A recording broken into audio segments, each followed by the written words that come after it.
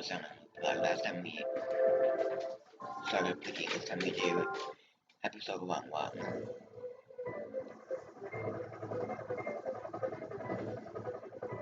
They're here. Hurry, Bell. The patient's a 40-year-old male. He has gash on his chest and he's losing blood fast. How is he injured? He ignored the tour guide's warning and picked a fight with a grizzly. His blood pressure is 70. His heart rate's 130. And he's lost consciousness. Blood pressure is usually worded blood pressure is usually worded as a fraction. Guys, can you hear me? We're going to take you into the hospital. My name is Valerie Blaylock. I'll be treating you. Don't worry. You've been badly injured, but it's not hopeless.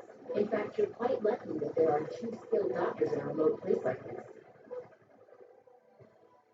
I've confirmed the patient's blood type and blood count, Dr. Vaughn. Do we have enough blood on hand? If not, then make arrangements. Have Eric make a quick trip to the blood center. Now, what about the x-rays? It looks like he has two broken bones. We'll have to rebuild them. Nurse, have an ample supply of antibiotic gel ready. It's hard to believe, but situations like this don't seem to faze me anymore. And here I thought I was going to be able to kick back and enjoy the northern lights every night. Oh, quit your whining. Doctor, the patient's vitals are dropping. All right, let's get down to business. I have dinner reservations. Let's begin the conference. The patient has suffered a large laceration extending from his right shoulder to his chest. He also has a compound fracture in his right arm. The bone fragments seem to be aggravating the surrounding tissue. There are two objectives in this operation. The first is to stop the bleeding and suture the wound. The second is to retrieve the bone fragments, reform them, and set them in place. The blood won't be arriving for a while. We don't have time to wait. We have to begin the procedure immediately. I agree.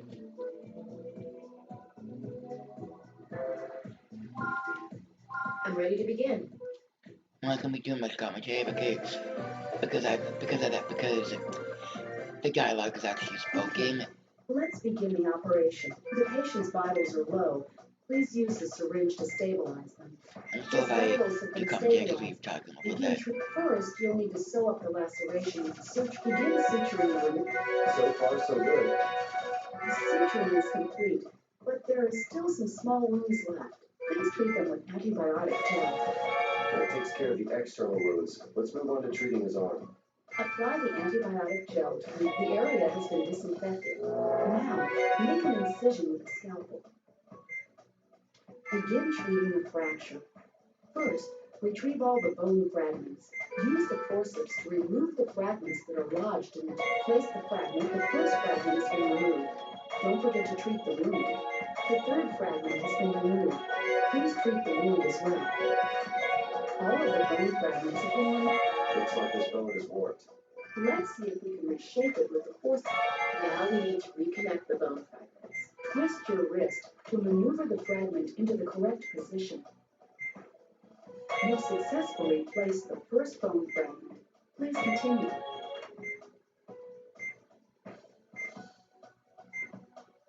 Yeah, this is like a jigsaw puzzle. That's not the correct location. Please look at the shape of the bone fragment more carefully. All of the bone fragments have been properly placed. That does it. Let's close them up. Now suture it in the same manner as the laceration. Okay, we need to bandage the sutured incision.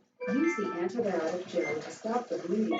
The bleeding stopped. Apply the bandage from one end of the sutured incision. Good work, everyone.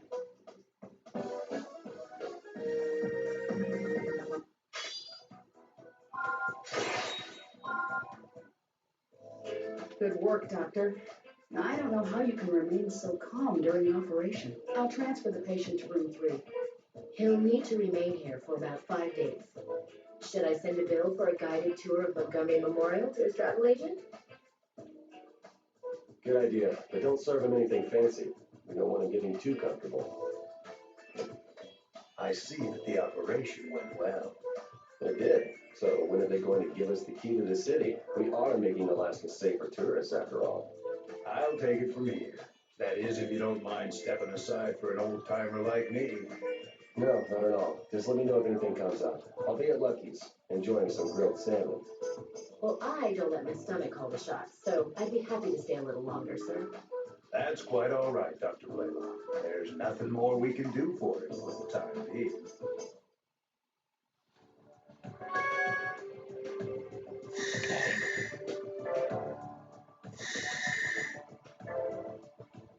Okay.